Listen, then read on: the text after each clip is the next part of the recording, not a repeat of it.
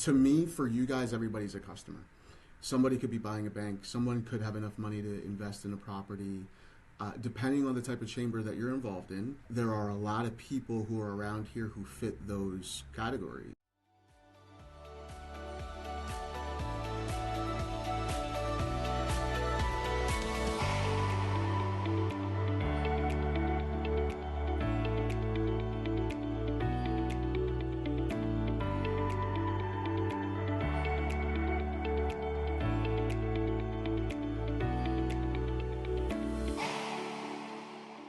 Welcome to Let's Talk Real Estate, everyone. We have Len Harris. Len, can you introduce yourself today?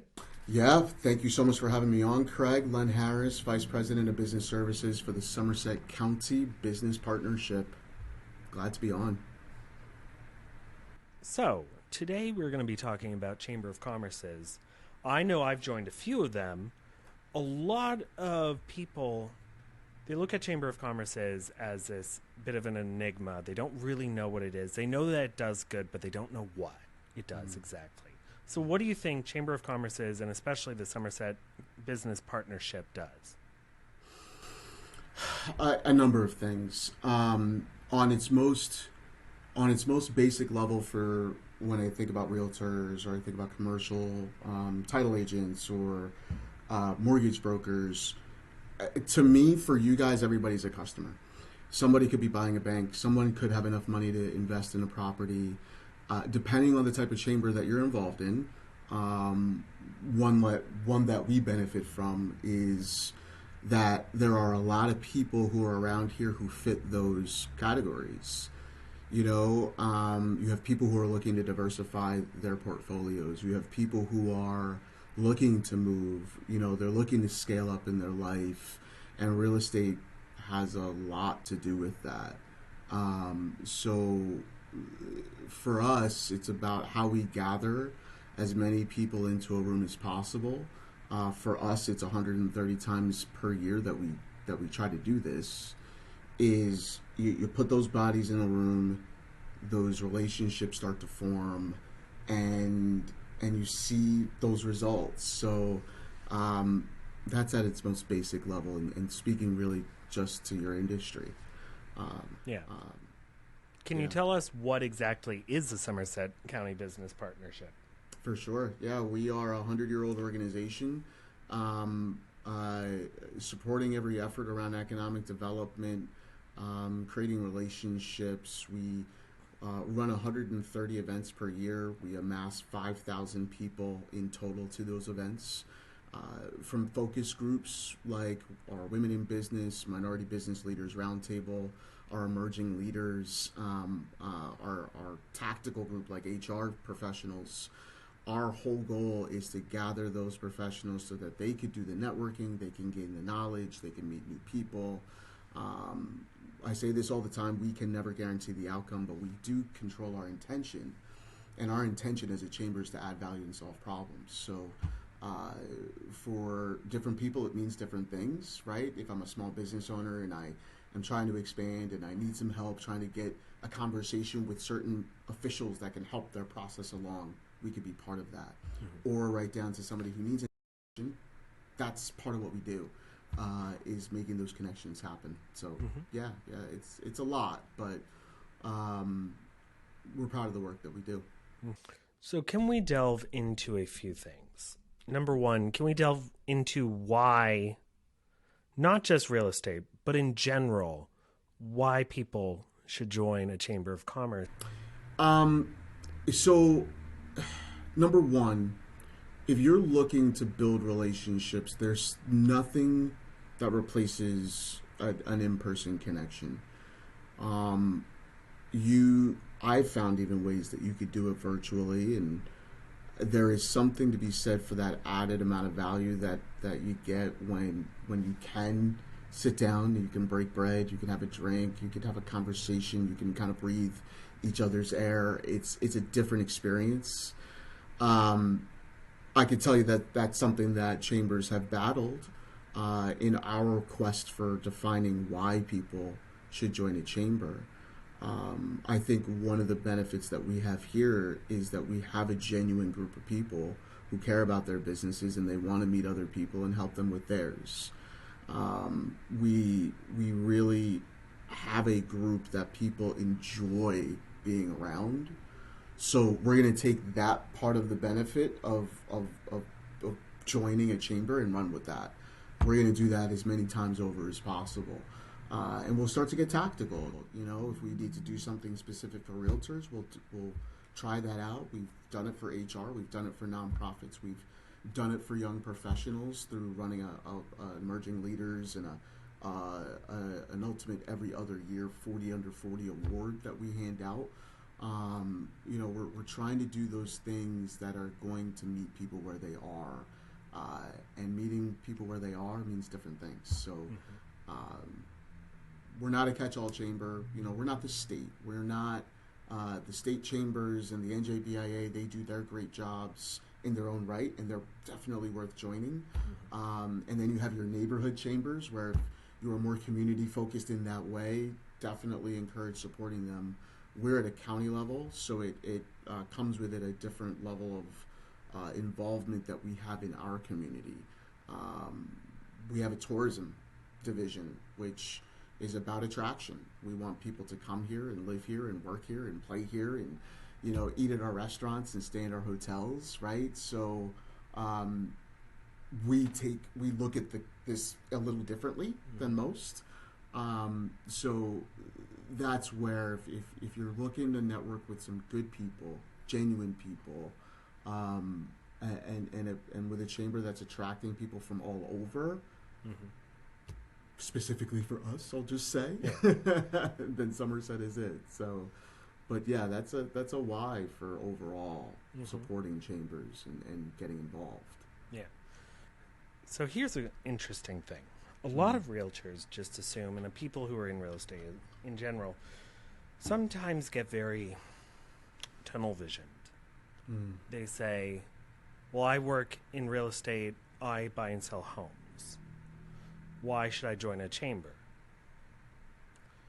We kind of already delved into it, but I kind of want to say why I had a revelation, which was I was sitting there and I realized, oh, every one of these vendors, number one, owns a home or wants to own a home at some point. They have businesses that they want to move. Because right now I'm working with multiple businesses that I'm finding. One is a salon. They want to move the salon.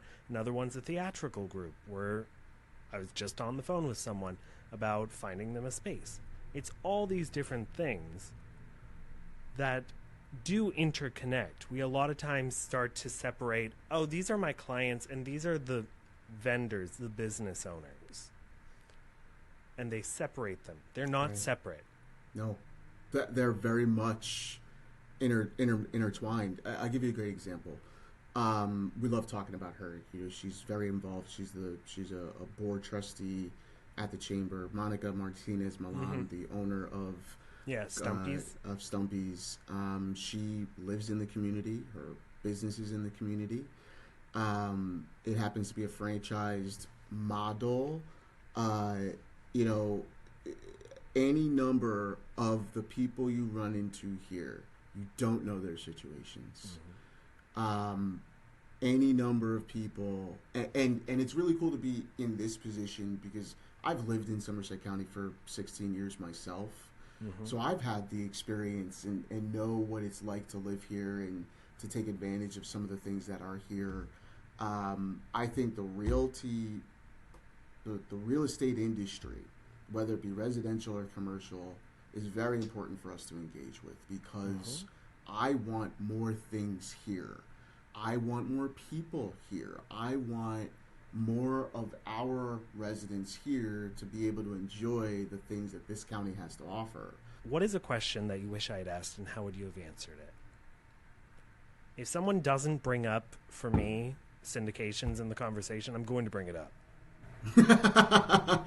Okay. Well, what value does the real estate market industry bring to a chamber?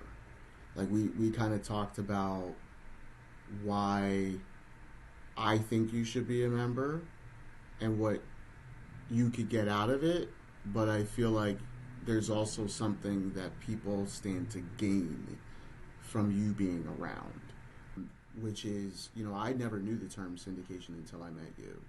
Mm-hmm. And I can only imagine that there are a number of other people out there who are in the same boat and may want to go down that road. So I think that there's a lot of education that real estate professionals can bring. A good real estate professional should also be well versed in financial ideas. We just had a wealth building seminar yesterday. It was 4 hours, and one of my favorite moments was when they taught us, this was something I had heard about, but I hadn't really tried this yet, but with self-directed IRAs. If you have a Roth IRA, make it self-directed. Take that 25 grand you have in there, help invest in a flip. Take the profit, you make 25 grand profit, put it back in there. Now you have 50 grand in there, no taxes. I'll tell you, one of the things that we have no shortage of in the Chamber of Commerce are financial professionals, wealth managers, private money guys, wealth guys, all the time. There's a real melding of your industries I see happening, where the two can educate each other. And again, reason why to join the chamber, let's get you guys together, because these are important investment strategies that people need to know more about. It's important that we learn how to diversify how we are saving for the future. I don't think you or I have to run through the numbers on the state of savings in our country and whether or not people can, pay a $500 unexpected bill. I was talking to a friend. So the story was, he was telling me about how he's saving and putting away this and blah, blah, blah, blah, blah. And I was like, I love everything you said. I just need you to change one word. I said, I need you to stop saying, I want to save this money. I need you to start saying, I want to invest this money. That's the only word I told you to change. Yeah. Because when you save, that's not going to be growing. It's going to be sitting in your bank account, and it's actually going to lose value because of inflation. Yeah. Whether it's high or low inflation, it's going to be losing value. Right. It blew my mind when I was 5 years old, and I looked down on the floor, and there was a jar of pennies. And my mom was like, yeah, your dad's been keeping those for a while. And I was like, oh, then why doesn't he trade them in? And she's like, I don't know, they're losing value. And I was like, what do you mean they're losing value? Yeah. That is why 90% of millionaires get to that state with the help of their real estate holdings. 90%. Now, here's the thing. When you look at high net worth individuals, about 25% of their net worth is almost always in real estate. If you don't have that part, I promise you, you won't get there.